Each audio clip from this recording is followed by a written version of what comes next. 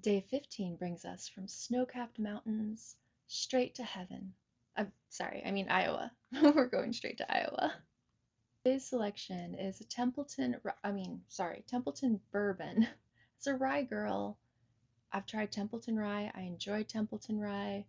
I'm not sure if Flaviar checked my Christmas wish list this year, but one of my favorite things about this calendar is I am trying things I wouldn't have purchased for myself. If I were looking at a whiskey list at a bar or restaurant and I saw Templeton, I would definitely be gravitating more towards their rye variety. What we have here today is Templeton's Fortitude Bourbon. Now, if there's one thing they have an abundance of in Iowa, it's corn. And they made the wise choice to take some of this corn and turn it into a beautiful elixir. Let's crack into day 15. Wow, this is kind of wild. I rarely take a bourbon or anything and smell it and think, oh, that's corn. I'll see it in notes, other people will pick it up, and sometimes I'll get like a subtle hint of it. But I went in and I was like, dang, that is straight corn.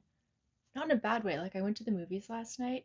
I saw White Christmas for the 70th anniversary. Oh my gosh, seeing that movie in theaters was super exciting. But I digress. I did get popcorn, one of the highlights of going to the movies. And this is just like wonderfully fresh popped popcorn. This is wonderful. I just said wonderful. It's wonderful. There's a little bit of like grassiness quality to it too. It's almost like the entire corn. You got the husk, you got the corn.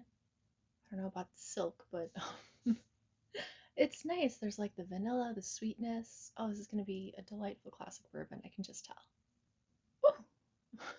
So this is lower proof than yesterday's selection. This clocks in at 96, no wait, 92. And yesterday was 105. So, um, wow, this gets you though. And on the palate, that almost, not quite grassiness. Well, corn is grass. Hyper crazy mutated grass. That was rude. I'm sorry, corn. Not in a bad way, in like a cool X-Men kind of way. I mean it in the best way. Point is, it turns into more of an oakiness, but like a really sort of green, fresh cut, or you broke a branch and you're smelling that oakiness, like still living basically. You got the spiciness from the 40% rye. You've got like that vanilla, of course, it's bourbon, layered right there in the middle, not too much, not too little. Damn, but this one comes for you.